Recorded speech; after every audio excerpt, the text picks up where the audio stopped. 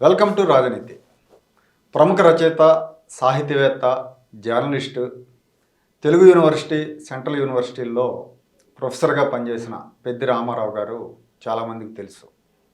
2013 నుంచి 6 ఏళ్ల పాటు చంద్రబాబు నాయుడు గారితో కలిసి పనిచేసి అనేక కార్యక్రమాల్లో పాలు పంచుకున్న శ్రీ పెద్ది రామారావు గారు చంద్రబాబు గారి బలాలు బలహీనతల మీద డీకోడింగ్ ద లీడర్ అని ఒక పుస్తకాన్ని రాశారు. ఆ పుస్తక ఆవిష్కరణ ఇటీవలే హైదరాబాద్లో జరిగింది. ఈ పుస్తకం గురించి, ఈ పుస్తకంలో పేర్కొన్న పలు అంశాల గురించి మనతో చర్చించడానికి రామారావు గారు మన స్టూడియోలో ఉన్నారు. రామారావు గారు నమస్తే అండి. నమస్తే అండి. రామారావు గారు, అసలు చంద్రబాబు గారి మీద ఒక పుస్తకం రాయాలి అనే ఆలోచన మీకు ఎందుకు కలిగింది? వాస్తవం చెప్పాలంటే నేను ఎప్పుడు కూడా ముందు మాటలో రాసినట్టుగా బాబు గారి మీద పుస్తకం రాయాలనేటువంటి ఆలోచన నాకు ఇప్పుడు లేదండి. బహుశా ఉన్నట్లయితే ఆ రోజులు ఆయనతో పనిచేసిన 6 ఏళ్ల కాలంలోనే బాబు గారి మీద పుస్తకం రాయాలి అని అనిపించినట్లయితే బహుశా ఇంకాస్త ఎక్కువ డేటాను సేకరించడం, ఎక్కువ ఫోటోగ్రాఫ్ సేకరించడం, అప్పటికప్పుడు నోట్స్ రాసుకోవటం లాంటి పనులు అంశాలు చేసుకుని ఉండేవాడిని. అది జరగలేదు. ఆయనతో అక్కడ బానేసి 2019 ఎలక్షన్ అయిపోయిన తర్వాత నాకు కొన్ని కుటుంబ బాధ్యతలు రీత్యా నేను హైదరాబాద్ రావటం, ఇక్కడే ఉండాల్సి రావటం, ఇట్లాంటి వాటిల్లో ఆల్మోస్ట్ ఒక 2020 ఆ ప్రాంతాల్లో అంటే పదే పదే బాబు గారు అయితే ఆ పని ఇలా చేస్తారు, ఈ పని అయితే ఇలా చేస్తారు, ఇలాంటివి ఆలోచిస్తూ ఉన్నప్పుడు ఏదైనా రాద్దామని అనిపించింది అనమాట. అలా ఒక 2-3 వ్యాసాలు రాశాను. వ్యాసాలు చాలా బాగున్నాయి అన్నారు, క్రిటికల్గా ఉన్నాయన్నారు. అంతటితో వాటిని వదిలేశాను. ఆ తర్వాత కొన్నాళ్ళకి మళ్ళీ ఇంకో 2-3 వ్యాసాలు రాశాను. సో ఈ 6-7 వ్యాసాలు చూసిన ఫ్రెండ్స్ చాలా బాగున్నాయి, ఇదో పుస్తకం చేయొచ్చు కదా ఇదే అని అనటం, అట్లా దాన్ని ఒక పుస్తక రూపం తీసుకుందండి. ఒక్కసారిగా పుస్తకం రాయాలనేటువంటి ఆలోచన కన్నా కూడా కొన్ని నా అనుభవాలను కొంత రికార్డ్ చేద్దాము, రాసి పెడదాం అనేటువంటి ఉద్దేశంతో స్టార్ట్ అయ్యాను. అవి వస్తున్న తీరు చూసి ఆ తర్వాత దీన్ని ఒక పుస్తకంగా ఎంఎస్ విజయ్ కుమార్ గారు చూసి చాలా బాగుంది, కానీ 10 వ్యాసాలతో మీరు పుస్తకం ఎలా వేస్తారు, అది 100 పేజీలు కూడా కాదు, ఇంకా రాయండి అంటే అట్లా కాస్త ఎక్కువ టైం తీసుకొని అప్పుడు ఒక వ్యాసం రాస్తూ మొత్తం మీద ఒక 26 వ్యాసాలతో ఈ డీకోడింగ్ ద లీడర్ పుస్తకాన్ని రాయడం జరిగిందండి. చాలా బాగా వచ్చింది. థ్యాంక్ యూ అండి. ఈ పుస్తకం చూసిన తర్వాత చంద్రబాబు గారి స్పందన ఏంటండి? ఏమన్నారు? మీరు కలిసి మామూలు చూపించుంటారు కదా. చూపించారండి, చాలా సంతోషించారు, మంచి ప్రయత్నమే అన్నట్లుగా. అయితే కంటెంట్ ఏముంటుంది అనేది సార్కి తెలియదు కదా. ఒక 3 వ్యాసాలు కూర్చొని వినిపించాను. చాలా ఆనందించి నవ్వారు. 1-2 వ్యాసాలకి నవ్వారు. నా మీద కూడా కొన్ని చురకలు వేశారు రామారావు గారు, అక్కడక్కడ అన్నారు. అవును సార్, నేను కొంచెం ఆబ్జెక్టివ్గానే ఉండాలనే ప్రయత్నం చేశాను. అది చాలా ఆర్టికల్స్లో నేను సో మచ్ ఆఫ్ అప్రిషియేషన్ మీ మీద చూపించినప్పటికీ కూడా, బట్ ఎంతో కొంత క్రిటికల్గా చూద్దాము, పొగడాలి అనేది కాదు నా ఉద్దేశం అనేటువంటి ఉద్దేశంతో చెప్పాను. చాలా మంచి ప్రయత్నం అని అన్నారు. సో జైలుకి వెళ్ళిన తర్వాత మొత్తం పుస్తకం జైలు కంటే ముందు, సార్ అరెస్ట్ కావడం కంటే ముందే పుస్తకాన్ని కంప్లీట్ చేసాం. సో జైలుకి పంపించాను బుక్ని. జైల్లో మొత్తం చదివారు. బయటకు వచ్చిన తర్వాత చూపిస్తే చాలా బాగా వచ్చాయి వ్యాసాలు. విమర్శలు కూడా బాగా అనిపించాయి నాకు. అంటే మీరు అందులో మెన్షన్ చేసిన ఇష్యూస్ చాలా మందికి తెలియదు కూడా. అవునండి, జనం తెలుసుకోవాల్సిన అంశం. అవును. సో అక్కడక్కడ చేసిన విమర్శలు కూడా చాలా పాజిటివ్గా తీసుకున్నారు. నాకు ఆ భయం లేదు, ఆయన ఎలా తీసుకుంటారు అనేటువంటి భయం కూడా లేదు. ఖచ్చితంగా పాజిటివ్గా తీసుకుంటారు అనేటువంటి నమ్మకం ఉంది. ఎందుకంటే 6 ఏళ్ల పాటు ఆయనతో పాటు వర్క్ చేసినప్పుడు ఆయన ఎంత ప్రజాస్వామ్యయుతంగా ఉంటారు, ఇతర అనుభవాలని లేదా భావాలని ఎలా అంగీకరిస్తారు, వాటిని యాక్సెప్ట్ చేయాలనేటువంటి ఒక బ్రాడ్ మైండ్ ఉన్నటువంటి వ్యక్తి కాబట్టి చాలా బాగా ఎంజాయ్ చేశారండి. తర్వాత అండి, మీరు దాదాపు ఒక 6 ఏళ్ళు అనుకుంటా కదా. అవునండి. బాగా దగ్గరగా చంద్రబాబు గారిని దగ్గరగా చూశారు. ఆయన మీద మీ అభిప్రాయం ఏంటి కొంచెం క్లుప్తంగా? అంటే ఇట్లా 1-2 వాక్యాల్లో, ఒక రాజకీయ నాయకుడిగా, ఒక వ్యక్తిగా, ఒక మనిషిగా లీడర్ అండి. Is a great leader without any doubt. అంటే పార్టీ ఏంటి, పార్టీ ఫిలాసఫీ ఏంటి, పాలసీలు ఏంటి, రాజకీయాల్లో ఓడిపోయారా, గెలిచారా, ఏం చారిత్రాత్మక తప్పులు చేశారు, ఏం ఒప్పులు చేశారు, అవన్నీ పక్కన పెడితే యాజ్ ఏ లీడర్, నాయకుడు అంటే ఎలా ఉండాలి, కష్టపడటం కానివ్వండి, టీంని బిల్డ్ చేయటం కానివ్వండి, మోటివేట్ చేయటం కానివ్వండి, ఒక విజన్ ఇవ్వటం కానివ్వండి, పనులు ఎగ్జిక్యూట్ చేసే విధానం కానివ్వండి, అవి ఎట్లా అమలవుతున్నాయనేది చూడటం కానివ్వండి, వాటన్నిటిలోనూ నిజంగానే ఒక పెద్ద నాయకుడు నాకైతే కనిపిస్తారు. నాకు ఆయన పట్ల ఉన్న అమితమైన గౌరవానికి కూడా కారణం ఆయనలో ఉన్నటువంటి అతి గొప్ప నాయకుడు. సో చాలామంది అంటూ ఉంటారు కదా, చంద్రబాబు నాయుడు గారు అందరినీ వాడుకుంటారు అది ఇదని. వాస్తవానికి నేను చేసింది ఏంటంటే ఈ పుస్తకాన్ని అడ్డం పెట్టుకుని నేను ఆయన వాడుకున్నాను అనమాట. అంటే ఎట్లా అంటే ఇది చంద్రబాబు నాయుడు గారి మీద రాసిన పుస్తకంగా నేను భావించను. ఒక యాంగిల్లో చూస్తే ఇది పూర్తిగా వ్యక్తిత్వ వికాసానికి సంబంధించి, నాయకత్వ లక్షణాలకు సంబంధించి, పర్సనాలిటీ డెవలప్మెంట్కి సంబంధించి ఎగ్జాక్ట్లీ ఆ యాంగిల్లో నేను ఎక్కువ చూశాను. పుస్తకం తీసుకురావాలి, పుస్తకం రాద్దాం అనేటువంటి అభిప్రాయం కూడా నాయకుడిగా ఆయన గొప్పతనం గురించి నేను రికార్డ్ చేసేదండి. ప్రపంచానికి తెలియంది ఏముంది, అలా కాదు. నేను చూసింది ఏంటంటే నా ఒక పర్సనాలిటీని ఎట్లా అర్థం చేసుకోవాలి, నాయకుడిని ఎలా అర్థం చేసుకోవాలి. మీరు ఒక ఆర్గనైజేషన్ నడుపుతున్నారు, నేను ఒక ఆర్గనైజేషన్ నడుపుతున్నాను, రకరకాల వ్యాపారాలు చేస్తున్నారు. సో ప్రతి వాళ్ళ మన జీవితంలో ఏదో ఒక స్థాయిలో నాయకులమే. సో నాయకులుగా ఎదగాలనుకుంటున్న వాళ్ళకి కావాల్సినటువంటి ప్రాథమిక లక్షణాలు ఏంటి, మనం ఎలాంటి కాన్ఫిడెన్స్ని బిల్డ్ చేయగలగాలి, ఎలాంటి ట్రస్ట్ని బిల్డ్ చేయగలగాలి, నమ్మకాన్ని ఇవ్వటము, సో అందరినీ కలిపి ఒక మార్గంలోకి తీసుకెళ్ళటానికి పడాల్సిన కష్టాలేంటి, ఇవన్నిటి గురించి కూడా చాలా వివరణాత్మకంగా దీంట్లో పేర్కొనడం జరిగిందనమాట. So in a way it is a book on personality development or leadership స్కిల్స్కి సంబంధించినటువంటి పుస్తకంగా చూడాలి. పుస్తకం ప్రారంభంలోనే రాజమండ్రి హావలాక్ బ్రిడ్జ్ గురించి రాశారు. అవునండి, చాలా బాగుంది. దాన్ని ఒక వాకింగ్ ట్రాక్ లాగా మారిస్తే, కూలగొట్టాలనే ప్రపోజల్ వచ్చినప్పుడు మీరు దాన్ని వాకింగ్ ట్రాక్ గా మారిస్తే చాలా అద్భుతమైన ఐడియా వచ్చిన ఐడియా. గోదావరి నది మీద 3 కిలోమీటర్స్ వాకింగ్ ట్రాక్, దాన్ని తీసుకెళ్లి చంద్రబాబు గారి ముందు పెట్టడంతోనే ఆయన దాన్ని ఇంకా డెవలప్ చేసి ఫుడ్ కోర్టులు అవి కూడా పెట్టాలని. కానీ మనం అంటే ప్రాక్టికల్గా సో మంచిదే, ఒక మంచి సొసైటీకి మంచి లివింగ్ స్టైల్ అన్ని అంటే లైఫ్ స్టైల్ ఇవన్నీ బాగుంటాయి, మార్నింగ్ వాక్స్కి ఈవినింగ్ వాక్స్కి. కానీ మన సమాజం, మన ప్రజలు ఇలాంటి వాటిని అందుకునే రేంజ్లో ఉన్నారండి. ఉంటారండి. అంటే ఈ రోజున్న సమాజం ఏంటి, ఈ ప్రజలకి ఏం కావాలి అనేది ఆలోచించడం మనలాంటి వాళ్ళని చేస్తాం. నాయకుడు అనుకున్న వాళ్ళు ఏం చేస్తారంటే ముందు తరాలు ఇంకో 10 ఏళ్ల తర్వాత ఎలాంటి అవసరాలు ఉంటాయి, 50 ఏళ్ల తర్వాత ఎలాంటి అవసరాలు ఉంటాయి అనే వాటిని చూసి ఆలోచించిన వాళ్ళే నాయకులు అవుతారు. మీకు ఎందుకు ఇక్కడ మనకి HICC ఉంది, హైదరాబాద్ ఇంటర్నేషనల్ కన్వెన్షన్ సెంటర్. అది 2000 సంవత్సరంలోనూ ఎప్పుడో చంద్రబాబు నాయుడు గారు కట్టారు. ఈ 30-40 ఎకరాల పొలంలో ఓ పక్కన నోవాటెల్ స్టార్ హోటల్, పెద్ద పెద్ద కన్వెన్షన్ సెంటర్స్. విమర్శ ఎవడొస్తాడు ఇక్కడ, ఏ ఫంక్షన్ జరుగుద్ది, ఏ ఎగ్జిబిషన్ జరుగుతాయి, ఏవి ఫంక్షన్ జరుగుతాయి, ఇంత పెద్దది అవసరమా, ఇంత స్థలాన్ని తీసుకెళ్ళి ఇట్లా చేస్తున్నారు అనేది విమర్శలు వచ్చాయి. కానీ 10-15 ఏళ్ల తర్వాత ఈరోజు చూస్తే హైదరాబాద్లో ఏ పెద్ద ఎగ్జిబిషన్ జరగాలన్నా ఇంటర్నేషనల్ ఎగ్జిబిషన్స్ జరుగుతూ ఉన్నాయి, వెడ్డింగ్స్ జరుగుతూ ఉన్నాయి. ఒక 20-30 వేల మంది పోగయి కంఫర్టబుల్గా ఉండాలి, పార్కింగ్ ఉండాలి అంటే ఇవాళ HICC తప్ప హైదరాబాద్ లాంటి మహానగరానికి ఇంకొక సెకండ్ వెన్యూ లేకుండా పోయింది. That is called vision. So ముందు అవసరాలను చూడటం అనేది 20 ఏళ్ల తర్వాత ఇప్పుడు తెలుసుకుంటున్నారు జనం. కానీ ఆ రోజున దాని మీద విమర్శలు చేశారు, ఆయన ఓడించారు కూడా తర్వాత ఎన్నికల్లో. ఇప్పుడు మనం రాజమండ్రికి మీరు ప్రపోజల్ కూడా ఒక అద్భుతమైన ప్రపోజల్. కానీ జనానికి ఇవన్నీ ఎక్కవేమో, ఎంతసేపు జనంలో ఎట్లా అంటే నాకేంటి, నాకేమొచ్చింది, నువ్వు చుట్టూ కనీస మౌలిక వస్తువులు సదుపాయాలు లేని ప్రపంచంలో బతకడానికైనా ఇష్టపడుతున్నారు. కానీ స్వార్థం పెరిగిపోయిందేమో, అలాంటప్పుడు ఇలాంటివన్నీ ఆలోచించి ఆయన రాజకీయంగా నష్టపోయాడేమో అని నా ఉంటుందండి. అంటే చంద్రబాబు నాయుడు గారిలో మొదటి నుంచి మనకి తెలిసినటువంటి విషయమే కదా, ఆయన is more of A CEO అంటారు కదా అందరూ. సో ఒక రాజకీయ నాయకుడిగా కంటే కూడా, పరిపాలకుడుగా కంటే కూడా రాబోయే 50 ఏళ్ళు, 60 ఏళ్ళు, 100 ఏళ్ళు ప్రజలకి ఏం కావాలి అనేది చూడటము, సమాజాన్ని ఒక బెటర్ సొసైటీని క్రియేట్ చేసేటువంటి ప్రయత్నము, బెటర్ ఫెసిలిటీస్ క్రియేట్ చేసేటువంటి ప్రయత్నము, ఇట్లాంటివి చేస్తారే. కాబట్టి ఆ విధమైనటువంటి నష్టం కూడా ఎంతో కొంత జరిగి ఉంటుంది. జరిగినా కానీ ఆయన దాన్ని ఏం ఖాతరు చేసినట్టు కూడా అనిపించదు. లేదు ఎక్కడ కూడా రిగ్రెట్ అవ్వటమో, తప్పు చేశాము, ఇంత అభివృద్ధి చేయకూడదు, ఇంకా చేసేవాడిని, ఇంకా అవకాశం ఉంటే చేసేవాడిని. ఇవాళ కాదు 20 ఏళ్ల తర్వాత అవి ఉపయోగపడతాయి. ISB పెట్టినప్పుడు ఎవరికి మాత్రం దాని గురించి తెలుసు. సో తర్వాత తరాలకు ఉపయోగపడతాయి ఇంత అనేటువంటి చేశాను నన్ను ఓడించారు అనే ఫీలింగ్ ఉండదు ఆయనకి.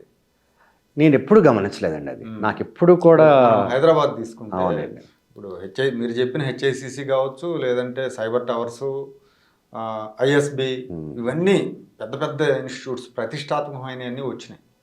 వచ్చిన తర్వాత ఎన్నికల్లో ఆయన ఓడించారు. ఆ తర్వాత విభజన తర్వాత అసలు ఆయన పార్టీని కూడా ఆదరించలేదు. అలాంటిది ఎప్పుడు ఎక్స్ప్రెస్ చేయలేదు.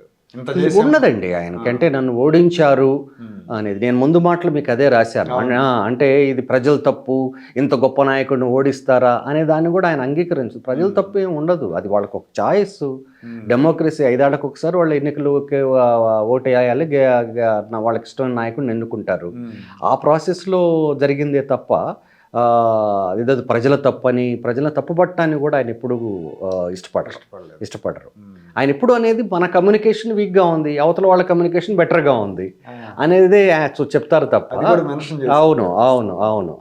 అవునండి. తర్వాత ఎథ్నిక్ ట్రెడిషన్స్ వీటికి దూరం ఉంటారు కొంచెం చంద్రబాబు గారు. ఎంతసేపు మోడర్న్ హైటెక్ దీనిలో ఉంటారు అని చెప్పి రాశారు కదా. దానివల్ల కూడా నష్టం జరిగింది అనుకోవచ్చు మనం. ఎథనిక్ ట్రెడిషనల్కి దూరంగా ఉండటం ఏం లేదండి. అట్లా ఇప్పుడు కూచిపూడి నాట్యాగ్రామం కట్టడానికి 100 ఎకరాల పొలం ఇచ్చి అక్కడ ఒక పెద్ద ఇన్స్టిట్యూషన్ డెవలప్ చేయాలని ట్రై చేశారు కృష్ణా జిల్లాలో. లేదా రాజమండ్రి హ్యావలాక్ కానివ్వండి, కళాకారులకి ఆయన వచ్చిన తర్వాత ఇచ్చినటువంటి ప్రోత్సాహం, డప్పు కళాకారులకి పెన్షన్స్ ఇవ్వటం లాంటివి కానివ్వండి. సో పెద్ద పెద్ద ఆడిటోరియంస్ కట్టాలని ఆంధ్రప్రదేశ్ అంతా ప్రయత్నించడము, కన్వెన్షన్ సెంటర్స్ ప్లాన్ చేయటము, శిల్పారామాలు ఇవన్నీ కూడా చేశారు. వాటికి దూరంగా ఉంటూ ఏం లేదండి.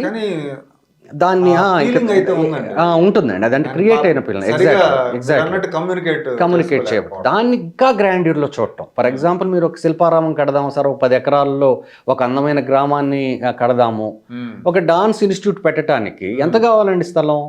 1 ఎకరంలో పెద్ద ఆడిటోరియం కట్టి చుట్టూ ఒక చిన్న హాస్టల్ బిల్డింగ్ కడితే ఒక 100 మంది పిల్లలు వస్తారు, అక్కడ డాన్స్ నేర్చుకొని వెళ్తారు. ఇది మనలాంటి వాళ్ళు చెప్పే ప్రతిపాదన. ఆయన లేదు, కూచిపూడి అనే దానికి కొన్ని 100 సంవత్సరాల చరిత్ర ఉంది. అక్కడ ఒక 100 ఎకరాల్లో ఒక ఇంటర్నేషనల్ ఒక యూనివర్సిటీ లాగా ఉండాలి, ఒక బెనారస్ యూనివర్సిటీ లాగా, ఒక శాంతినికేతన్ లాగా ఒక పెద్ద యూనివర్సిటీ ఉండాలి. 1000 మంది కళాకారులు అక్కడికి వచ్చి వర్క్షాప్స్ చేయాలి. ఆంధ్రప్రదేశ్లో ఎవరు కూచిపూడి డాన్స్ నేర్చుకున్నా అరంగేట్రం కూచిపూడి వచ్చి చేయాలి.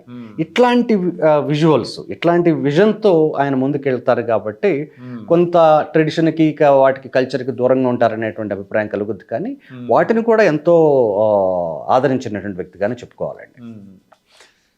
తర్వాత నెక్స్ట్ చాప్టర్లోనే హుద్హుద్ గురించి మెన్షన్ చేశారు. హుద్హుద్ తుఫాన్ వచ్చినప్పుడు బ్రాహ్మణి గారికి సీమంతం జరుగుతుంది. అవునండి. చాలా లేటుగా వచ్చారు. వచ్చి మళ్ళీ వెంటనే బయలుదేరు, చుట్టాలు అందరూ ఉంటారుగా, సన్నిహితులు అందరికి చెప్పేసి వైజాగ్, ఆ రోజుకి ఇంకా వైజాగ్ దగ్గర తాకినట్టు లేదు, వైజాగ్ వైపు వెళ్తా ఉంది అనుకుంటా తుఫాను. తాకింది రాత్రికి సాయంత్రానికి తాకింది. వైజాగ్ బయలుదేరారు.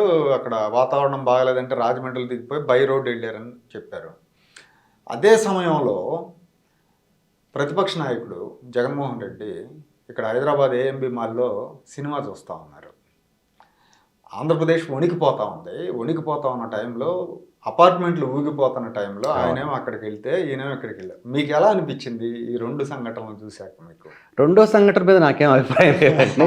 నా కన్సర్న్ అంతా కూడా మొదటి సంఘటన గురించి. అంటే అంతా నేను ఆ వ్యాసంలోనే ఒక చోట ఏం మెన్షన్ చేశానంటే, ఒక అల్లకల్లోలమైనటువంటి సంఘటన ఏదన్నా జరిగినప్పుడు, అది కాల్పులు కావచ్చు, ఒక రోడ్డు ప్రమాదం కావచ్చు, లేకపోతే ఒక రైలు ప్రమాదం కావచ్చు, లేకపోతే హుద్హుద్ లాంటి ఒక అత్యంత ఘోరమైనటువంటి తుఫాను కావచ్చు, వచ్చినప్పుడు జరిగేది ఏంటంటే అక్కడున్న వాతావరణం సెటిల్ అవ్వటానికి కనీసం 2 రోజులు 3 రోజులు పడుతుంది.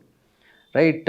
క్షతగాత్రులందరినీ తీసుకెళ్ళటము, బాడీస్ని తీసేయటము, పోలీసులు, డాక్టర్స్, హాస్పిటల్స్, కొన్ని 100 అంబులెన్సులు, అదంతా కొంచెం కొద్దో గొప్ప సెటిల్ అయిన తర్వాత ప్రోటోకాల్ వాళ్ళు ఇక రావచ్చు సార్ అని అన్న తర్వాత ముఖ్యమంత్రి అయినా ప్రధానమంత్రి అయినా ఎవరైనా కానీ వచ్చి అక్కడుండి కాస్త శ్రద్ధాంజలి పలికి ఎక్స్గ్రేషియా ఏదో ఒకటి ప్రకటించి మేము అండగా ఉంటామని చెప్పేసి వెళ్తారు. దానికి కంప్లీట్ ఆపోజిట్ చంద్రబాబు గారండి. సో జరిగిన సంఘటన జరుగుతుంది అనేటువంటి అనుమానం ఆయనకు వచ్చినప్పుడే వెంటనే బయలుదేరాలి, వెళ్ళిపోవాలి. రాసింది చదువుతుంటే ఈయన తుఫానికి ఎదురెళ్ళాడు అన్నంత ఎగ్జాక్ట్లీ తీసుకొచ్చారు. నిజంగా తుఫానికి ఎదురెళ్ళటం లాంటిదేనండి. సో ఆ వైజాగ్లో ఉన్న వాళ్ళు కాకుండా వైజాగ్ అది విశాఖపట్నం వాసులు కాకుండా బహుశా బయట నుంచి అంతటి తుఫాన్లో విశాఖపట్నం చేరుకున్న వ్యక్తి మొదటి వ్యక్తి చంద్రబాబు నాయుడు గారే ఉంటారు అనమాట. వెళ్ళటం అక్కడ ఉండటము తర్వాత ఇది కూడా చెప్పారుగా నిత్యావసరాల విషయం అవును గురించి అవును మమతా బెనర్జీతో మాట్లాడి ఉల్లిపాయలు అవును అవును అవును అవును అప్పటికప్పుడు తెప్పించటము, కరెంటుకి సంబంధించి, ఇంటర్నెట్కి సంబంధించి, టెలిఫోన్స్కి సంబంధించి అప్పటికప్పుడు మొత్తం కొన్ని వందల మంది ప్రభుత్వ అధికారులను, ఐఏఎస్లు అందరినీ అక్కడికే డిప్యూట్ చేసేసి ఆ 10-15 రోజులు. సో విపరీతమైన నిద్రపోరు, మొత్తం టీం అంతా కూడా అనుకోరా చంపేస్తున్నాడు ఆయన నిద్రపోకుండా మనల్ని నిద్రపోనే. 2 రకాలు ఉంటారండి. ఒక మైనారిటీ పర్సెంట్ అంటే అధికారులు కూడా అద్భుతంగా పనిచేసే అధికారులు ఉంటారు. ఆయన చూసి ఇప్పుడు నేను ఉండనండి, నాకు బద్ధకం, అమ్మో అంతసేపు ఎక్కడ ఉంటాను, కానీ అలాంటి నాయకుడిని చూస్తున్నప్పుడు ఆయనతో పనిచేస్తున్నప్పుడు మనకు కూడా ఒక తెలియని ఇన్స్పిరేషన్ వస్తుంది కదా. వచ్చినప్పుడు ఆటోమేటిక్గా ఆయనతో పాటు నడవాలనిపిస్తుంది, ఆయనకి అండగా నిలవాలనిపిస్తుంది, ఆయన అడిగిన పని చేసి పెడదాం అనిపిస్తుంది. సో అట్లా ఒక టీం కూడా మనకు నాయకుడు ఎంత బలంగా ఉంటే, మనల్ని ఎంత ఉత్సాహపరచగలిగితే టీం కూడా అంత ఉత్సాహంగా ఉంటుంది కదా. సో అలా ఆయన ఓన్ టీంని బిల్డ్ చేసుకొని ముందుకెళ్ళగలిగారు. తర్వాత టెక్నాలజీ గురించి కూడా చెప్పారండి మీరు. టెక్నాలజీ అంటే విపరీతమైన పిచ్చి అని. నిజంగానే ఆయన ఎవరిని వెళ్తే ఫస్ట్ టెక్నాలజీ గురించి మాట్లాడారు. అవును. ఒకసారి నేను ఏబిఎన్లో చేస్తున్నప్పుడు వెళ్ళి కలిసినప్పుడు ఫస్ట్ లోపలికి వెళ్ళిన వెంటనే ఆయన అడిగింది ఏంటంటే, ఏమ్మా ఎలా ఉంది, ఏబిఎన్ ఎలా ఉంది అన్నారు. బాగుందండి, చాలా టెక్నాలజీ వాడుతున్నారా లేదా, ఇంప్రూవ్ అయ్యారా లేదా అని అడిగారు. Next question. అవును అవును. ఎందుకు అంత పిచ్చి ఆయనకి? తర్వాత దానివల్ల రాజకీయంగా మనకేమి ఉపయోగం ఉండదు. యాజ్ ఎ ఒక రాజకీయ నాయకుడిగా ఆలోచిస్తే దానివల్ల రాజకీయంగా ఏం ఉపయోగం ఉండదు. కానీ ఆయన ఎందుకు అట్లా ఎందుకు అనుకుంటున్నారు? ఆయన పాలన సౌలభ్యం అండి, పరిపాలన ఎంతో సులభంగా చేయొచ్చు, లబ్ధిదారులందరికీ నిజంగా లబ్ధి చేకూరేలాగా చేయొచ్చు, ఈ దొంగ లెక్కలు అవినీతిని చాలా వరకు కంట్రోల్ చేయొచ్చు, రైట్, పెన్షన్స్ విషయంలో కావచ్చు, లేకపోతే స్కాలర్షిప్స్ విషయంలో కావచ్చు. అవును అవును అవునండి అవునండి, ఎగ్జాక్ట్లీ. సో అలాంటి వాటిల్లో టెక్నాలజీ ఉపయోగం అనేది ఎంతో ఉంటుంది. ఇప్పుడు ఆధార్ కార్డు వచ్చినప్పుడు అందరం వ్యతిరేకించిన వాళ్ళమే కదా, ఫింగర్ ప్రింట్లు ఏంటి, ఐరిస్ ఏంటి, అది ఇది అని. కానీ ఇవాళ 10 ఏళ్ల క్రితం 15 ఏళ్ల క్రితం ఆధార్ వచ్చినప్పటికీ ఇవాళకి చూస్తే ఆధార్ అనేది మన జీవితాలను ఎంత సులభతరం చేసింది. ఎక్కడికి వెళ్ళినా కానీ మనకు ఐడెంటిటీ క్రియేట్ చేసుకోవటానికి కానివ్వండి, ఎగ్జాక్ట్లీ. సో ఆ విధంగా ఆలోచించగలగటం, టెక్నాలజీని ఉపయోగించగలిగితే పరిపాలనని చాలా సులభతరం చేయొచ్చు, చాలా ట్రాన్స్పరెన్సీని తీసుకురావచ్చు సిస్టంలో అనేది ఆయన చాలా బలంగా నమ్ముతారు. అందుకని దాని మీద ఎక్కువ సమయాన్ని వెచ్చించడానికి ఇష్టపడతారు. తర్వాత మీరు అంటే ఆయన విజన్ అయితే తప్పు కాదు అంటున్నారు. అవును, ఆయన విజన్ తప్పు కాదు అన్నప్పుడు ఆ విజన్ అందుకోలేని ప్రజలదే తప్పు అనుకోవచ్చా? విజన్ తప్పు కాదు అని నేను అంటలేదండి, ఆయన అన్నారు చాలా సందర్భాల్లో. ఏమని అంటే 2020 విజన్ పెట్టుకున్నప్పుడు ఉమ్మడి ఆంధ్రప్రదేశ్కి పార్టీలో ఉన్న పెద్ద నాయకులు చాలా మంది ఇందుకు వల్లే ఓడిపోయి ఉన్నారు. 2029 విజన్ అన్నప్పుడు మా కొత్త ఆంధ్రప్రదేశ్ ఏర్పడిన తర్వాత కూడా ఇదిగో మళ్ళీ స్టార్ట్ చేశారు, ఈయన మళ్ళీ ఈ విజన్ గోల్ ఏంటి, ఇదంతా ఏంటి, ఇందువల్లనే ఓడిపోయాము, ఎవరికి కావాలి, 29లో ఏం జరుగుద్దో, ఈ ఎలక్షన్ సంగతి పట్టించుకోవాలి కదా అని మాట్లాడిన నాయకులు కూడా చాలా మంది. సో సార్ అన్నది చంద్రబాబు నాయుడు గారు ఏమంటారంటే తప్పు విజన్ది కాదు, విజన్ ఉండటం వల్లనే ఈ మాత్రం ముందుకెళ్ళగలిగాం, ఈ మాత్రం ప్రోగ్రెస్ 5 ఏళ్లలో ఆంధ్రప్రదేశ్ని తలసరి ఆదాయంలో లేకపోతే డెవలప్మెంట్ ఇండికేటర్స్లో మనం చాలా ప్రథమ శ్రేణిలో ఉంచగలిగాము. ఇదంతా కూడా కేవలం విజన్ ఉండబట్టే. అయితే విజన్ది కాదు తప్పు, విజన్ని నేను కన్విన్స్ చేయలేకపోయాను. ఒక నాయకుడిగా ఇలాంటి విజన్తో ప్రజలకి నేను కన్విన్స్ చేయలేకపోయాను. కాబట్టి ఇది తప్పు విజన్ది కాదు, ప్రజలది కాదు. ఈ రెండింటిని అనుసంధానం చేయటంలో నాయకుడిగా నేను వెనకబడి ఉండొచ్చు, అందుకని నేను ఓడిపోయి ఉండొచ్చు అనేది ఎక్కువసార్లు చంద్రబాబు నాయుడు గారు చెప్పేటువంటి అంశం అండి. అంటే జనరల్గా అండి మనం 2000 సంవత్సరం 2004, 2005, 7, 8 దాకా ఏం విజన్ అన్నాడు, విజన్ 2020 అన్నాడు ఏమన్నాడు. కానీ ఆ తర్వాత దాని ఫ్రూట్ఫుల్ రిజల్ట్ వచ్చింది. అవును, అందరూ దానివల్ల లబ్ధి పొందారు. అవును, 2020 నాటికి చంద్రబాబు విజన్ అంటే ఇదే అనిపించింది. కానీ తర్వాత ఇప్పుడు మళ్ళీ విజన్ అన్నదాన్ని కూడా ఎక్కువ మంది తీసుకోలేకపోతున్నారు. మీరు అన్నట్టు చాలా మంది నాయకులు అదే ఉన్నారు. నాయకులేమో రాజకీయం కోసం ఆలోచిస్తారు. ఎగ్జాక్ట్లీ దాని భిన్నంగా కాదు, దానికంటే ఇంకొక అడుగు ముందుకి రాజకీయం గురించి ఆలోచిస్తారు చంద్రబాబు నాయుడు గారు. రాజకీయంతో పాటు ఇంకొక 50 ఏళ్లలో ఏం జరగాలి, better ఇంకో బెటర్ సొసైటీ, ఇంకో 25 ఏళ్ల తర్వాత ఏం కావాల్సి వస్తుంది ఈ సొసైటీకి అనేటువంటి వైపునే ఆయన ఎక్కువ ఆలోచిస్తారు. ఓకే. తర్వాత టూ మచ్ పర్ఫెక్షనిజం ఉందండి, మీరు బుక్లో కూడా మెన్షన్ చేశారు. అవును, అన్నీ ఆయనే దగ్గరుండి చూసుకుంటారు, ఉంటుందండి, ఉంటుంది. దానివల్ల నష్టం కదండి? కొద్ది గొప్ప ఉంటుందండి, కొద్ది గొప్ప ఉంటుంది. కొంతమంది కొన్ని అప్పచెప్పేసి చేస్తారండి, అలా కూడా చేస్తారు. అంటే అలాంటి ఒక అద్భుతమైన టీం కూడా దొరకాలి కదండి. ఇప్పుడు నేను దాంట్లో మీకు ఒక చోట ఎక్కడో మెన్షన్ చేసినట్టు కూడా గుర్తు నాకు ఈ పుస్తకంలో. టీం మెంబర్స్ కనుక పర్ఫెక్ట్గా చేయగలుగుతున్నారనే కాన్ఫిడెన్స్ ఆయనకు వస్తే ఇంకా ఆయన ఎప్పుడు పట్టించుకోరు ఆ విషయాన్ని. ఒక విజన్ చెప్పటం ఇక వదిలేయటమే జరుగుద్ది. లేకపోతే ప్రతిదీ కూడా పట్టించుకోవాల్సిన పరిస్థితి అన్నప్పుడు కూర్చొని ఆ పని అయ్యేదాకా ఆయన ఉండి చేసేటువంటి మనిషి అన్నమాట. విజన్ని నడిపించగలుగుతా, ఆ విజన్ని ఆయన చెప్పినటువంటి అంశాన్ని అంతే అద్భుతంగా నిర్వహిస్తాడు. ఇతను ఒక మంచి నాయకుడు, ఈవిడ ఒక గొప్ప నాయకురాలు, అది కలెక్టర్ కావచ్చు, ఐఏఎస్ కావచ్చు, కమిషనర్ కావచ్చు, లేదా పార్టీలో ఇంకొక నాయకులు కావచ్చు, ఎవరైనా సరే వీళ్ళు బాగా చేస్తారనే నమ్మకం ఇస్తే ఆ ఫ్రీడమ్ కూడా ఆటోమేటిక్గా వస్తుంది. సో పర్ఫెక్షన్ లేకపోయినా కానీ నాకు చిన్న చిన్న తప్పులు జరుగుతూ ఉంటాయి. నన్ను కూడా అనేక సందర్భాలు 4-5 సార్లు నన్ను కూడా అలా చేసి ఉండాల్సింది కాదని అంటారు. కానీ మొత్తం మీద ఒక ఫ్రీడమ్ అయితే ఇవ్వటం జరిగింది. ఎందుకంటే ఇతను బాగా చేస్తాడు, ఇతను మనం ప్రతిసారి ఏం జరుగుతుంది అనేది అడగక్కర్లేదు అనేటువంటి నమ్మకం. ఓవరాల్ 1 వీక్ ఒకసారి కూర్చున్నా కానీ ఏం జరిగింది, ఇది జరిగింది సార్ అని చెప్తే దాంట్లో చిన్న కరెక్షన్ చెప్పటం. సో మొత్తం మీద అయితే పర్ఫెక్షనిస్ట్గానే మనం చెప్పాలండి, చాలా పర్ఫెక్షనిస్ట్గానే చూస్తారు ప్రతిదాన్ని. మీ ఆధ్వర్యంలో శిక్షణా శిబిరాలు జరిగినాయండి, తెలుగుదేశం పార్టీ శిక్షణా శిబిరాలు, దాని గురించి కూడా మీరు 2018లో రాబోయే ఎన్నికలను దృష్టిలో పెట్టుకుని అందరినీ బ్లాక్ లెవెల్, బూత్ లెవెల్ నుంచి అందరికీ ఇచ్చాము, దాదాపు 40,000 మందికి కూడా శిక్షణ ఇచ్చామని చెప్పన్నారు.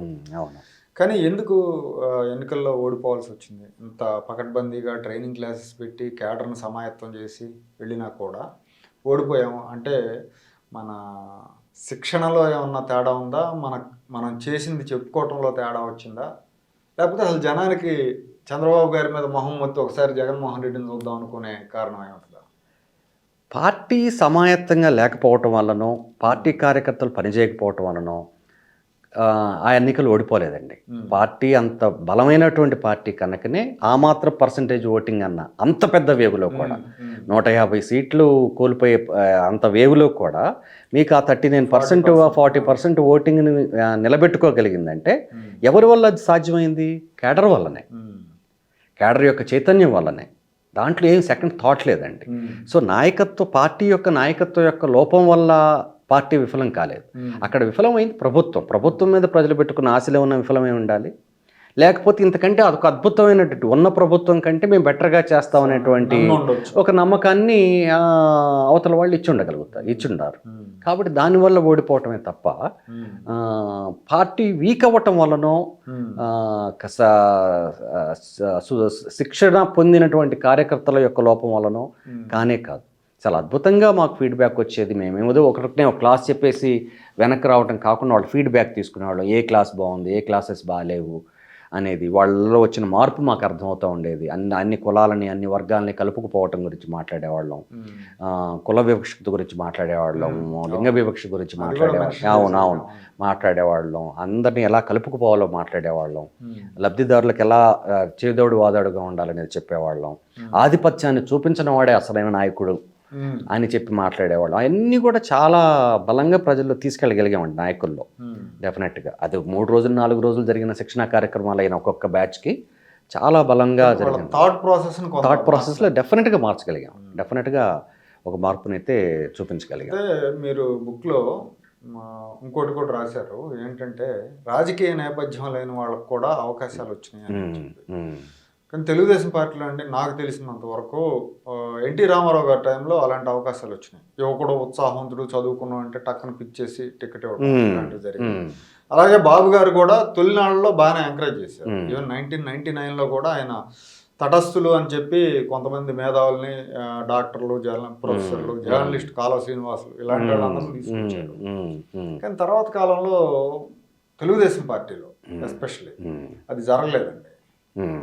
అంటే కారణం ఏంటంటే మారిన పరిస్థితుల ఎన్నికల ఖర్చులు పెరగటమో ఏంటో మరి మీరే చెప్పాలి ఎందుకు? లేదండి, ఎప్పుడు కూడా ఆయన ఆ చూపుతోనే చూస్తారు. కొత్త వాళ్ళని రాజకీయాల్లోకి తీసుకురావడం కోసం ఒక బ్రైట్ క్యాండిడేట్ చాలా మంచి గొప్ప లీడర్ అవుతాడు, ఇతను ఆ నాయకత్వ లక్షణాలు ఉన్నాయి, ఈవిడలో అంత కెపాసిటీ ఉంది అనుకున్నప్పుడు ఆ తర్వాత కాలంలో ప్రోత్సహించటము, వాళ్ళకి ఏదో ఒక పదవి ఇవ్వటము, అది ఎమ్మెల్యే సీటు ఎంపీ సీటే కాకపోవచ్చు, ఎమ్మెల్సీలు కావచ్చు, కార్పొరేషన్ చైర్మన్స్ కావచ్చు, లేదా పార్టీలో ఒక క్రియాశీలకమైనటువంటి పాత్రను పోషించమని ఇచ్చేటువంటి పదవి కావచ్చు, ఏ స్థాయిలో అయినా సరే ఆయన వీళ్ళల్లో ఈ కెపాసిటీ ఉంది అని కనుక అనుకుంటే, శక్తి సామర్థ్యాలు ఉన్నాయి అనుకుంటే డెఫినెట్గా ప్రోత్సహించే తత్వం ఇవాళకి ఉందండి, దాంట్లో అనుమానం ఏం లేదు. ఇంకోటి అంటే మేనిఫెస్టోని మనం జనంలోకి బలంగా తీసుకెళ్ళలేకపోయాం అని చెప్పి అన్నారు. జుంబో మేనిఫెస్టో కమిటీ వేశారు అప్పుడు, చాలామంది చాలా ఎక్కువ మందితో వేశారు. మరి ఎందుకు ఫెయిల్యూరు ఎవరిదంటారు అది? నేను అనుకోవటం సార్, ఎప్పుడైనా సరే ప్రతిపక్షంలో ఉన్నప్పుడు మేనిఫెస్టోలు చాలా బలంగా వస్తాయి సార్, జనంలోకి వెళ్తాయి, బలంగా కూడా వస్తాయి. పరిపాలనలో ఉన్నటువంటి పార్టీ ఇచ్చే మేనిఫెస్టో ఇప్పుడు అమలు చేస్తున్నటువంటి పథకాలని కొనసాగిస్తామని చెప్పడానికి మించి ఇంకొకటి రెండు కొత్త విషయాలు చెప్తారే కానీ, ఇప్పుడు ఇక్కడ టీఆర్ఎస్ ప్రభుత్వమే ఉంది, 18 ఎలక్షన్స్లో ఒక అద్భుతమైనటువంటి మేనిఫెస్టోతో వచ్చారు. అది రైతు రుణం ఇది కావచ్చు, రైతులు చేసిన ఇది కావచ్చు, అనేక అంశాలు కావచ్చు. కానీ ఇప్పుడు 23లో ఎలక్షన్స్లో బలమైన మేనిఫెస్టో బాగా వెళ్ళింది. 19 ఎలక్షన్స్లో మనం తీసుకున్నప్పుడు కూడా ఆంధ్రప్రదేశ్లో నవరత్నాలు చాలా అద్భుతంగా ప్రజల్లోకి వెళ్ళగలిగాయి. అప్పటికే అధికారంలో ఉన్నటువంటి పార్టీ కాబట్టి ఈ ఇచ్చిన హామీలని మేము ఇంకా బలంగా అమలు చేయగలుగుతాము, ఇంకా కింది స్థాయికి తీసుకెళ్ళగలుగుతాము.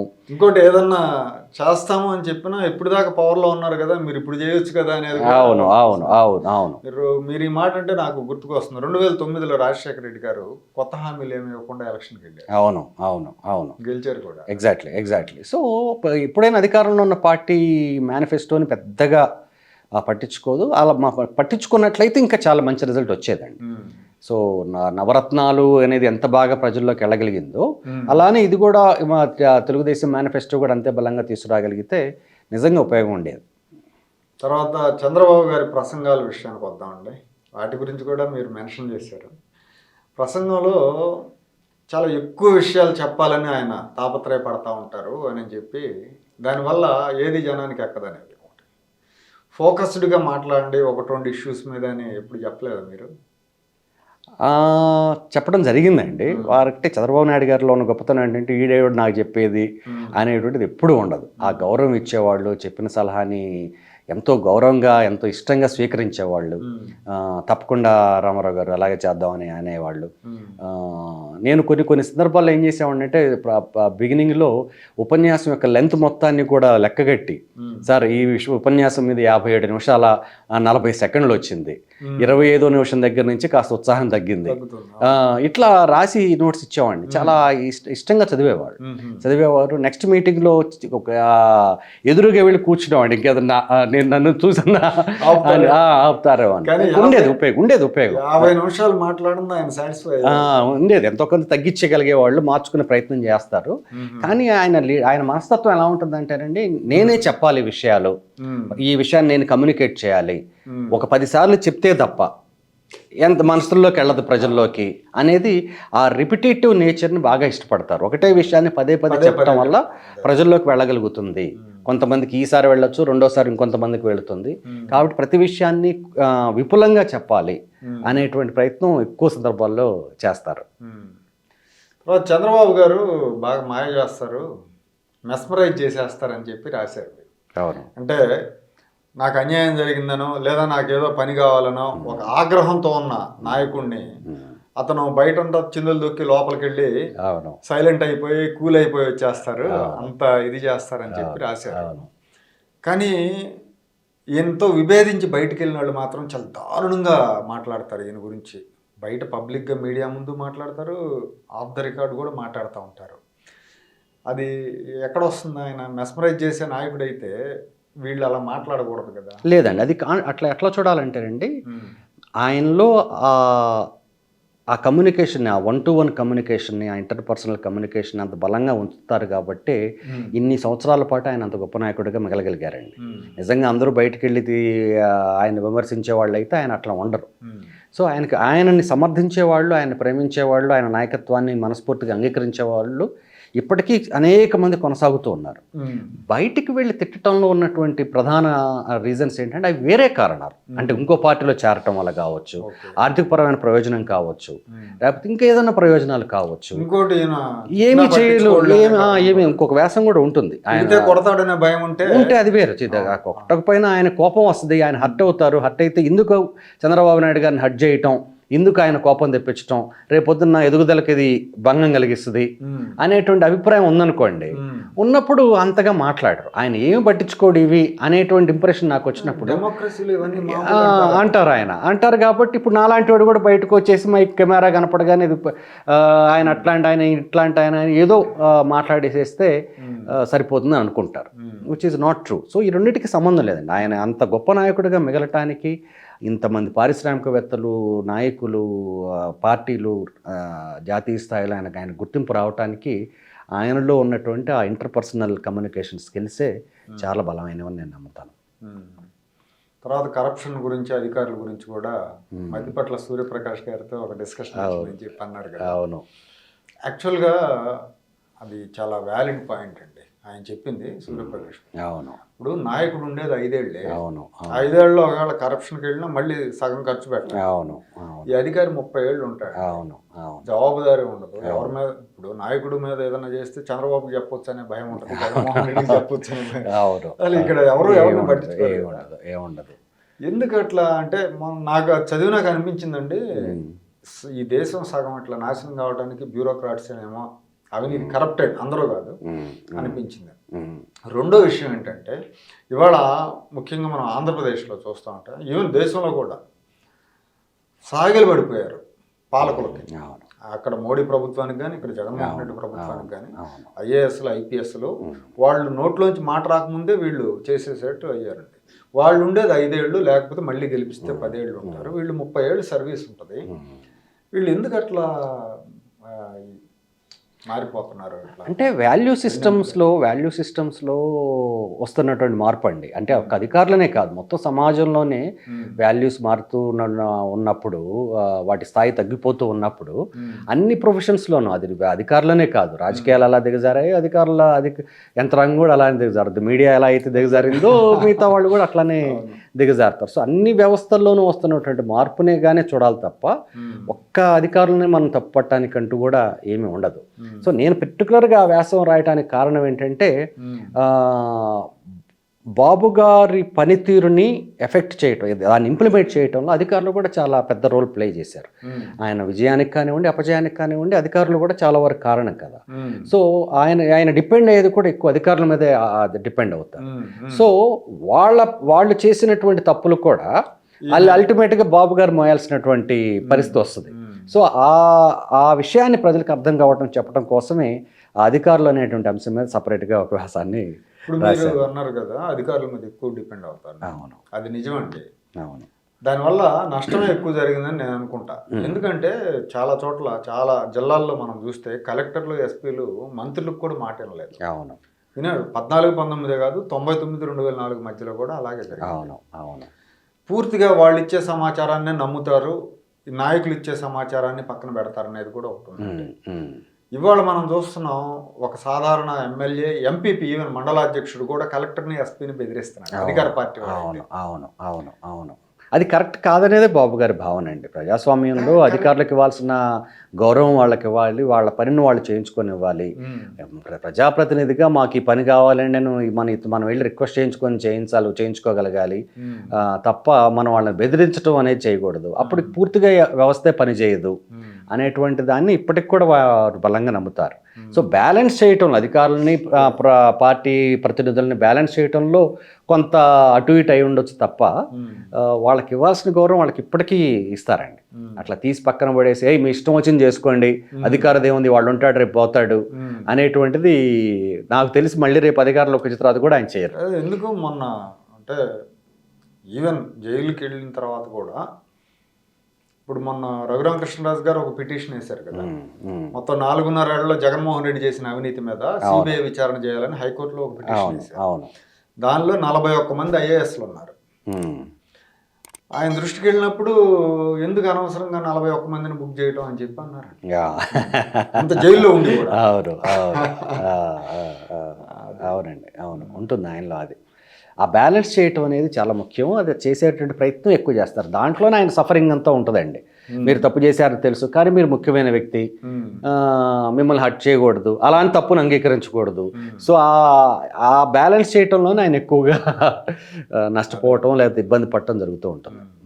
జనరల్గా ఏంటంటే పొలిటికల్గా ఆలోచించినప్పుడు కార్యకర్తలకు కానీ వీళ్ళకి ఎలా ఉంటుందంటే, కొట్టాడు కాబట్టి తిరిగి, ఇప్పుడు జగన్మోహన్ రెడ్డి ఆ రోజు ప్రతిపక్షంలో ఉన్నప్పుడు అన్నాడు కదా, నువ్వు కొట్టావు మేము పడ్డాం, మేము మళ్ళీ లేచి తిరిగి 2 కొడతాం అన్నట్టు మాట. అవును.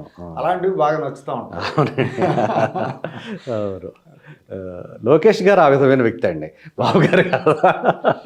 ఇప్పుడు చాలాసార్లు అండి, అంటే పాలిటిక్స్కి పార్టీకి టైం ఎవరైనా అధికారంలో ఉన్నప్పుడు, ప్రతిపక్షంలో ఉన్నప్పుడు పార్టీ అంటారు, కార్యకర్తలు అంటారు, అట్లాగే అటెండ్ అవుతారు కూడా కార్యకర్తలకి. కానీ అధికారంలోకి వచ్చాక నాయకులకే టైం ఎవరో, వాళ్ళు చెప్పేది వినిపించుకోరు, పూర్తిగా పరిపాలన అని వెళ్ళిపోతారు. అసలు పార్టీకి, ప్రభుత్వానికి, పదవికి పునాది పార్టీ. ఆ పార్టీని చూసుకోకుండా కంప్లీట్గా ఆయన శక్తి సామర్థ్యాలన్నీ కూడా ప్రభుత్వం మీద పెట్టడం వల్ల నష్టం జరగట్లేదు. జరుగుద్దండి. మీరు దగ్గర నుంచి చూశారు కదా, దాని గురించి ఆయన ఏంటి అసలు? డెఫినెట్గా జరుగుద్దండి. ఇప్పుడు 19లో జరిగినటువంటిది కూడా ఇంకా ఒక రకంగా దాని ప్రభావం కూడా ఉంది. నేను ఎలా చూస్తానంటేనండి, ఆయన 80% మంది ప్రజలకి అన్ని రకాల ప్రయోజనాలు చేకూరి నా పరిపాలన వల్ల వాళ్ళు కనుక సంతోషంగా ఉంచగలిగితే ఆటోమేటిక్గా పార్టీ గెలుస్తుంది. కాబట్టి పరిపాలనలో వాళ్ళకి మనం ఇస్తున్నటువంటి రేషన్ కావచ్చు, లేకపోతే కల్పిస్తున్న స్కాలర్షిప్స్ కావచ్చు, రోడ్లు కావచ్చు, ఎంప్లాయ్మెంట్ కావచ్చు, కొత్తగా తీసుకొస్తున్న పెట్టుబడులు కావచ్చు, ఉద్యోగ అవకాశాలు కావచ్చు, వీటన్నిటి హ్యాపీనెస్ ఇండెక్స్ దాకా ఆలోచించి ప్రజలను గనక మనం సంతోషంగా ఉంచగలిగితే పార్టీ ఆటోమేటిక్గా గెలుస్తుంది. ప్రజలను సంతోషంగా ఉంచడానికి నాకున్న 24 గంటలు నేనేం చెబుతాను అనేటువంటిదే ఎక్కువ దృష్టి పెడతారండి. అందువలనే పరిపాలన అక్కడ జరిగింది దానికి ఇది చేద్దాం, ఇక్కడ ఇది జరిగింది ఇది చేద్దాం, అమరావతి కోసం ఇన్ని గంటలు కేటాయిద్దాం, నరేగా నిధులు తీసుకొచ్చి ఇన్ని రోడ్లు వేద్దాం, లేకపోతే ఇన్ని పంట కుంటలతో ఉందాము. యాక్చువల్గా మీరు అది బాగా రాశారు, నరేగా నిధులతో రోడ్లు వేయటం. అవునండి, అదొక మిరాకిల్ అండి.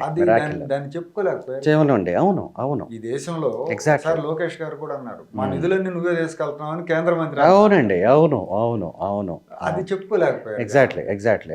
ఇక్కడ ఈ 30 రాష్ట్రాలు ఉన్న దేశంలో ఏ రాష్ట్రం కూడా ఇంత అద్భుతంగా అన్ని 100 కోట్ల రూపాయలని వినియోగించుకోలేకపోయింది, అన్ని వేల కిలోమీటర్ల రోడ్లు వేయలేకపోయింది, అన్ని వేల పంట కుంటల్ని తవ్వలేకపోయింది, అన్ని లక్షల టాయిలెట్స్ కట్టలేకపోయింది. జస్ట్ 5 ఇయర్స్లో. ఫస్ట్ 1 ఇయర్ తీసేయండి, హైదరాబాద్ నుంచి అక్కడికి వెళ్ళటం, సెటిల్ అవ్వటం, ఉద్యోగస్తులకు జీతాలు ఇవ్వటం, వాటితోనే సరిపోయింది. ఆ తర్వాత 4 ఇయర్స్లో చేసినటువంటి ఆ మిరాకిల్స్, లైక్ నరేగా డబ్బులతో కట్టిన టాయిలెట్స్ కావచ్చు, పంట కుంటలు కావచ్చు, వేసిన రోడ్లు కావచ్చు, చెత్త నుంచి సంపద సృష్టించడం కావచ్చు, అలాంటి వండర్స్ చాలా చేశారండి, చాలా చేశారు. తర్వాత దళితుల కోసం ఒక మంచి కార్యక్రమం దళిత తేజం అని పెట్టి చేశారు. బాగానే పథకాల పరంగా కూడా ఇప్పటితో కంపేర్ చేస్తే బాగా ఇచ్చినట్టు. సరే, టోటల్గా బాగానే చెప్పలేకపోయింది, కానీ ఎక్కడ అది ఫెయిల్ అయ్యారండి? దళితుల మద్దతు పొందటంలో తెలుగుదేశం పార్టీ ఎందుకు విఫలమైంది? 2019లో ఎక్కువ మంది వైసీపీకి సపోర్ట్ చేసినట్టు మనకి స్టాటిస్టిక్స్ తీస్తే తెలుస్తూ ఉంది. దళితులు మొదటి నుంచి కూడా ఎక్కువ కాంగ్రెస్ వైపు ఉండటం అనేది మనకి హిస్టారికల్గా వస్తూ ఉన్నదే కదండి. ఆ విధంగానే ఉంది తప్ప ప్రత్యేకంగా జరిగిందంటూ ఏమీ ఉండకపోవచ్చు. కొంత క్రిస్టియానిటీ అవన్నీ పనిచేయటము, అలాంటి ఇతరేతర కారణాల వల్ల ఓటు వేయకపోవటమే జరగాల్సిందే తప్ప దళిత తేజం లాంటి యాక్టివిటీస్ వల్ల మేము బాగా దళిత నాయకులకి బాగా దగ్గరగా కలిగాము. వాళ్ళలో అనేక 100 మంది కొత్త నాయకుల్ని మేము క్రియేట్ చేయగలిగాము, వాళ్ళని ఎంకరేజ్ చేయగలిగాము. ఇలాంటి పథకాలు, అది అది ఊబర్ లాంటి ట్యాక్సీలు ఇవ్వటం కానివ్వండి, లోన్స్ ఇవ్వటం కానివ్వండి, అలాంటి అనేక కరెంట్ ఫ్రీగా ఉండటం, కార్పొరేషన్ నుంచి బీభత్సంగా ఇచ్చారు. బీభత్సం అంటే బీభత్సం. సో ఆయన అవన్నీ చేయటం వల్ల డెఫినెట్గా చాలా వేల మంది ప్రయోజనం పొందగలిగారండి. సో అలాంటి ప్రయత్నం అంటే ఒక ఎలక్షన్తో ఒక 5 ఏళ్లతో మనం ఒక దళిత వర్గం అంతా టీడీపీ వైపు వస్తుందని అనుకోలేము. అదొక ప్రాసెస్లో 25 ఏళ్ల పాటు 20 ఏళ్ల పాటు కంటిన్యూస్గా జరిగితే తప్ప ఆ విధమైనటువంటి మద్దతు రాదండి. వ్యవసాయ రంగం మీద మీరు చంద్రబాబు నాయుడు గారు వ్యవసాయం దండగా అని ఎప్పుడు అన్నారో నాకైతే తెలియదు, కానీ నిజంగా దండగా అని చెప్పి మీరు ఇచ్చేశారు. అవునండి, అవునండి. ఏ ధైర్యంతో ఇచ్చారు? గతంలో మనం 2000 సంవత్సరం ఆ టైంలో చంద్రబాబు నాయుడు గారు ఇలా అన్నారు, వ్యవసాయం దండగా అన్నారని రాజశేఖర రెడ్డి గారు ప్రచారం చేసి ఎన్నికల్లో లబ్ధి పొందారు. అదొక పెద్ద బూత్ మాట అన్నట్టు క్రియేట్ చేసి. అవును. ఫ్యాక్ట్ ఏంటంటే నేను వ్యవసాయ కుటుంబం నుంచి వచ్చాను, మీరు బుక్లో రాశారు వ్యవసాయ కుటుంబం, మనకు తెలుసు వాస్తవం ఏంటో, కానీ అయినా కూడా దాన్ని మళ్ళీ మెన్షన్ చేశారు. ఏ ధైర్యంతో చేశారు మీరు? నిజంగా ఆయన అన్నట్టు నేను చాలా వెతికానండి, కాస్త రీసెర్చ్ చేసి లైబ్రరీలు వాళ్ళని వెళ్ళి కనుక్కొని బాబు గారు ఆ ప్రకటన వ్యవసాయం దండగా అన్న మాట ఏ ఉపన్యాసంలో అన్నారు, ఎక్కడ అన్నారు, ఏమన్నా వీడియో దొరుకుద్దా లేదా ఆడియో దొరుకుద్దా, కనీసం పేపర్ క్లిప్పింగ్ అన్న పాత ఆర్కైవ్స్లో ఎక్కడైనా దొరుకుద్దా అనేది చూస్తే నాకు ఎక్కడా దొరకలేదు. దాన్ని నేను రివర్స్లో ప్రశ్నిద్దాం అనుకున్నా. ఆయన అనుంటే బాగుండేది అనేది మాట్లాడదాము, వ్యవసాయం అనుంటే బాగుండేది. ఎగ్జాక్ట్లీ నిజంగా అంటే నేను నా కుటుంబం వెతికాను. ఆయన అనుంటే బాగుంటుంది ఇప్పుడు అని అన్నారు, ఆయన అనుంటే అది నిజంగా విజనరీ అన్నమాట అనే ఉద్దేశంతో వెతికాను అనమాట. నాట్ దట్ ఆయనకి వ్యవసాయం అంటే ఇష్టం లేదని కాదు, వ్యవసాయానికి ఎంతో చేశారు. నదుల అనుసంధానం కానివ్వండి, ఇరిగేషన్ ప్రాజెక్టులు కానివ్వండి, అవునవును, ప్రకృతి వ్యవసాయంలో అద్భుతాలు చేశారండి. ఏ రాష్ట్రం చేయనంత కొన్ని లక్షల ఎకరాలని ఆ 3-4 ఇయర్స్లోనే కన్వర్ట్ చేయగలిగాము. పాల్కే గారిని తీసుకొచ్చి శిక్షణా తరగతులు అవన్నీ పెట్టించేసి అదంతా కూడా. సో అవన్నీ కూడా ఎంతో ప్రేమ ఉంటే తప్ప, వ్యవసాయం అంటే ఎంతో ఆపేక్ష ఉంటే తప్ప, వ్యవసాయం మీదనే అల్టిమేట్గా అది మంచో చెడో దాని మీదనే 70% మంది ప్రజానీకం బతుకుతున్నప్పుడు దాన్ని ఇంకా బెటర్ చేసేటువంటి ప్రయత్నాలే చేయాలి కదా అనేటువంటిది ఆయన చేసిన ప్రయత్నం. కానీ ఓవరాల్గా చూసుకున్నప్పుడు యాజ్ ఎ సొసైటీ వ్యవసాయం నిజంగానే దండగ కదా. వ్యవసాయ కుటుంబాల నుంచి వచ్చిన మనందరికీ తెలుసు, అది మెట్ట ప్రాంతాలు కావచ్చు, మాగాణి ప్రాంతాలు కావచ్చు, రాయలసీమ కావచ్చు, ఉత్తరాంధ్ర కావచ్చు, ఎక్కడైనా సరే వ్యవసాయం అలా సస్టైన్ కావటానికి 2 ఏళ్ళు పంట ఉండదు, 1 సంవత్సరం ఉంటుంది, మళ్ళీ ఇంకో 3 ఏళ్ళు పంట, మళ్ళీ ఎగ్జాక్ట్లీ అట్లా బతుకుని అట్లా ఆ గ్రామంలో ఉండి ఆ 10 ఎకరాలు 15 ఎకరాలు చేసుకుంటూ over a period of time అది 5 ఎకరాలకు తగ్గించుకుంటూ అలా రావాల్సిన పరిస్థితే తప్ప లేవు కదా, అమ్ముకొని బాగుపడటం తప్ప. ఎగ్జాక్ట్లీ లేదు కదా. రియల్ ఎస్టేట్ వాల్యూ వచ్చి వ్యవసాయదారులు బాగుపడటమే తప్ప, లేదా కొడుకులు కూతుర్లు సాఫ్ట్వేర్ ఎగ్జాక్ట్లీ పంపితే ఏదో కాలక్షేపానికి వ్యవసాయం చేసుకోవటమే తప్ప. నిజంగా ఒక 150 ఎకరాల్లో వ్యవసాయం చేశాడు, 5 ఎకరాల్లో వ్యవసాయం చేశాడు, 5 ఎకరాల నుంచి 25 ఏళ్లలో 10 ఎకరాలకు ఎదిగాడు అనేది ఉండదు ఎక్కడ. నాకు తెలిసి చాలా రేర్ ఎగ్జాంపుల్స్ ఉంటాయండి అలాంటివి. కానీ అది చేయాల్సిన పని కాబట్టి, అది చేస్తేనే మనందరికీ తిండి కాబట్టి, రైట్, మనలాంటి దేశం దాని మీద ఆధారపడింది కాబట్టి వీలైనా ఎక్కువ సబ్సిడీలు ఇవ్వాలి, ఎక్కువ దాన్ని సబ్స్క్రైబ్ చేయగలగాలి, సపోర్ట్ చేయగలగాలి. అది కేవలం వర్షాధారితంగా కాకుండా ఉండే విధంగా దానికి ఇరిగేషన్ పద్ధతులు క్రియేట్ చేయగలగాలి, మార్కెట్ క్రియేట్ చేయగలగాలి. అలా సపోర్ట్ చేసినప్పుడు రైతు బజార్లు ఉన్నాయనుకోండి, రైతు బజార్లు వచ్చిన తర్వాత కూరగాయలు పండించే రైతులందరికీ కూడా ఎంతో కొంత ఉపయోగం, ముఖ్యంగా నగరాల చుట్టూ ఉన్న కూరగాయలు పండించే రైతులకి ఉపయోగపడింది, రైతులకి ఎంతో కొంత ఉపయోగపడింది. సో అలాంటి సపోర్టివ్ సిస్టమ్స్ క్రియేట్ చేసి దండగ లేకుండా వ్యవసాయం చేస్తే చాలరా అనిపించే పరిస్థితులన్నా క్రియేట్ చేయాలి. అటువైపే బాబు గారు ప్రయత్నం చేశారు. ఇంకో పాయింట్ ఏంటంటే వ్యక్తుల మీద లేదా నాయకుడి మీద పర్సెప్షను రోజులను బట్టి మారుతూ ఉంటుందన్నారు, మీడియాని బట్టి, మేధావులను బట్టి కూడా మారుతూ ఉంటుందన్నారు. కానీ దురదృష్టవశాత్తు చంద్రబాబు నాయుడు గారు ఇప్పుడు మీరు చెప్పిన క్వాలిటీస్ మీరు దగ్గర నుంచి చూశారు, కానీ ఎక్కువ మంది మేధావులు ఎందుకు ఆయన్ని వ్యతిరేకిస్తూ ఉంటారు? గుడ్డిగా వ్యతిరేకిస్తారేమో అని నేను అనిపిస్తుంది. గుడ్డిగా వ్యతిరేకించడం పర్సెప్షన్స్, అవన్నీ కూడా క్రియేట్ చేసినటువంటి పర్సెప్షన్స్. నా ఫ్రెండ్ సర్కిల్లోనే బోల్డ్ మంది ఉన్నారు బాబు గారిని ఇష్టపడని వాళ్ళు. కారణం ఏంటి? ఆయన వాళ్ళు ఎప్పుడైనా కలిశారా, ఆయనతో పనిచేశారా, లేకపోతే ఏం లేదు, విన్నది ఏదో విన్నుంటాం, ఆ విన్నదాన్ని పట్టుకొని ఆయన అలాంటి ఆయన ఇలాంటి ఆయన అనేటువంటి పర్సెప్షన్సే తప్ప నిజమైన మేధావి నిజంగా బాబు గారి మీద ఒక అద్భుతమైన విమర్శ చేస్తే ఆయనే పిలిపించుకుంటారు బాబు గారే, బాగుందండి మీ విమర్శ, బాగా చేశారు, అతను సరి చేసుకుంటాను అనేటువంటి ఎన్నో సందర్భాలు చూస్తాం. యాక్చువల్లీ అది అంత డెమోక్రటిక్గా ఇప్పుడు మనం జగన్మోహన్ రెడ్డి గారిని కానీ లేదా మొన్నటిదాకా కేసీఆర్ గారిని కూడా చూసామండి. చూసిన తర్వాత చంద్రబాబు చాలా డెమోక్రటిక్ అనిపిస్తుంది. చాలా అండి, నా కళ్ళతో నేను వాల్యూ ఇస్తాడు, సిస్టమ్స్కి వాల్యూ ఇస్తారు. ఇప్పుడు ఈ మేధావులకు కానీ లేదంటే ఈ సంఘాల నాయకులకు కానీ కావాల్సింది ఏంటి? ఒక స్వేచ్ఛాయుత సమాజం, సిస్టమ్స్ పనిచేయాలి. కానీ వాటిని కూలగొట్టే వాళ్ళని ఇంకా సపోర్ట్ చేస్తూ ఉంటే నాకు అదే అనిపిస్తాం. నిజం, అవును అవును. సో నేను నా కళ్ళతో నేను చూశానండి. ఇతను మేధావి లేదా ఒక సీనియర్ జర్నలిస్టు, ఒక రచయిత, ఒక ఆర్టిస్టు, అతను ఇలాంటి విమర్శలు చేస్తున్నాడు అనుకున్నప్పుడు ఆయన పిలిపించుకోవటం, మాట్లాడటం, వాళ్ళు చెప్పింది వినటము, అవునా అండి నేను ఆలోచిస్తానండి నాకు తెలియదు ఈ విషయం అనటము, నేర్చుకోవటానికి మార్చుకోవటానికి ఆ స్థాయి నాయకులు సిద్ధంగా ఉండటం అనేది చాలా ఆశ్చర్యంగా అనిపిస్తుంది అండి నాకు.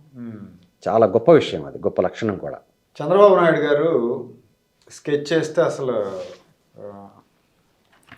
మొత్తం 100% సక్సెస్ అవుతుంది, అలా ఎలాంటి స్కెచ్లు అయినా వేయటంలో ఆయన సిద్ధహస్తుడు అని చెప్పి ప్రత్యర్థులు లేదంటే ఇప్పుడు మనం అనుకున్న గిట్టనాళ్ళు కూడా మాట్లాడుతూ ఉంటారు. నిజంగా ఆయన అసలు స్కెచ్లు వేసే సామర్థ్యం ఉందా ఆయనకి? ఆయన వేసే స్కెచ్లన్నీ అమరావతి స్కెచ్లు. 13 రాష్ట్రాలకు సంబంధించి రోడ్లు ఎట్లా ఉండాలి, నీటి వనరులు ఎట్లా ఉండాలి, నదులను అనుసంధానం చేయడానికి స్కెచ్, ఇలాంటివే తప్ప నేను ఒక్కరోజు కూడా ఒక్క క్షణం కూడా ఆయనలో కుట్రపూరిత మనస్తత్వాన్నో స్కెచ్ అనేది మీరు నడుతున్న నెగిటివ్ కనోటేషన్ వాడాలంటే అస్సలు అబ్సల్యూట్ నథింగ్ అండి. ఆయనకు మహా కోపం వస్తే మన వాళ్ళు ఎవరైనా ప్రెస్ మీట్ పెట్టి దాన్ని ఖండించమనండి అంటారు, ఆ విషయాన్ని ఖండించమనండి, అట్లా ఎట్లా మాట్లాడతారు వాళ్ళు అని అంటాం తప్ప వాళ్ళ మూలాల్ని క్వశ్చన్ చేయటము, వాళ్ళకి ఆర్థికంగా ఇబ్బంది పెట్టాలనుకోవటము, పోలీసులను ఏదో బెదిరించాలనుకోవటము, అట్లాంటిది నేను ఎప్పుడు కూడా చూడలేదండి. తర్వాత చివరిగా అండి, చంద్రబాబు నాయుడు గారు డబ్బు విషయంలో చాలా ఉదారంగా ఉంటారని చెప్పి రాశారు. మీరు 100 రూపాయలు ఖర్చు పెట్టాల్సిన దగ్గర 1000 రూపాయలు ఖర్చు పెడతారు, 1000 పెట్టాల్సిన దగ్గర 10,000 పెడతారు. తర్వాత సాయం చేసే విషయంలో కూడా ఫీజులు, హాస్పిటల్ ఫీజులు కానీ, స్కూళ్ళ ఫీజులు కానీ, లేదా పెళ్ళిళ్ళు, నాయకుల కూతురు పెళ్ళిళ్ళు, ఇలాంటి వాటికి బాగా ఇస్తారు, సాయం చేశారని చెప్పి నేను కూడా విన్నా. ఆయన ఏంటంటే ఎలక్షన్ కోసం అవసరమైతే ఎంత రిస్క్ అయినా తీసుకుంటారు, చివరి రూపాయి కూడా ఖర్చు పెట్టడానికి ఆయన వెనకాడ్డు. నాట్ ఎలక్షన్, పాలిటిక్స్ కోసం. ఈ విషయంలో ఇది లోకేష్ గారికి ఈయనకి కంపేర్ చేయొచ్చా? ఎలా? ఈ పాలిటిక్స్ చేసే విషయంలో, తర్వాత డబ్బు ఖర్చు పెట్టే విషయంలో వీళ్ళిద్దరికి తేడాలు ఉన్నాయా, లేకపోతే ఒకే ఆలోచన ధోరణి ఉందా? ఒకే విధమైన ఆలోచన ధోరణిగానే అనుకుంటానండి నేను. అంటే ఒకటే నాకు గమనించిన మేజర్ డిఫరెన్స్ ఏమన్నా ఉంటే బాబు గారికి లోకేష్ గారికి, బాబు గారికి కొంచెం మొహమాటం ఎక్కువ, లోకేష్ గారికి కాస్త మొహమాటం తక్కువ. ఉన్న విషయాన్ని ఉన్నట్టు కుండ బద్దలు కొట్టినట్టు మాట్లాడగలుగుతారు, అంత మొహమాట పడకుండా. బాబు గారు కొంచెం మొహమాట పడతారు. అలాంటివి సహాయం చేయటంలో బాబు గారిది ఎంత హస్తమో, ఎంత పెద్ద చెయ్యో సమస్య లేదండి. లోకేష్ గారు కూడా అదే విధంగా చేస్తారు, దాంట్లో ఏమి. అయితే ఈ మొహమాటం విషయం నచ్చని తెలుగుదేశం పార్టీ అభిమానులు, కార్యకర్తలు అందరూ కూడా ఇవాళ లోకేష్ గారిని లైక్ చేస్తున్నారు. అవును అవును అవును అవును అవును. అంటే మారుతున్న ప్లస్ సార్కి తనతో ఉన్న సాన్నిహిత్యాన్ని కూడా బేస్ చేసుకుంటారు కదా. ఒక 34 ఏళ్ల నుంచి తనతో పాటు ప్రయాణిస్తున్న ఒక జిల్లా నాయకుడు అనుకోండి, ఆయన కొంచెం మొహమాటంగా చూద్దాంలే అనొచ్చు. లోకేష్ గారు ఎట్లా కుదురుద్దన్నా, తప్పు కదా అట్లా చేయొద్దన్నా అని అనేస్తారు. ఫ్యాక్ట్ ఏంటంటే మనం మొహమాటానికి పోయే కొద్దీ నష్టపోవడం జరుగుతుంది. అవును అవును అవును అవును, నిజం. అది కూడా మీరు అన్నట్టు బ్యాలెన్స్ గా చేసుకోవాలి. నిజం నిజం నిజం. రైట్ అండి, థ్యాంక్ యూ రామారావు గారు. థ్యాంక్స్ అండి, థ్యాంక్ యూ సో మచ్. చాలా విషయాలు చెప్పారు మాకు. థ్యాంక్ యూ అండి.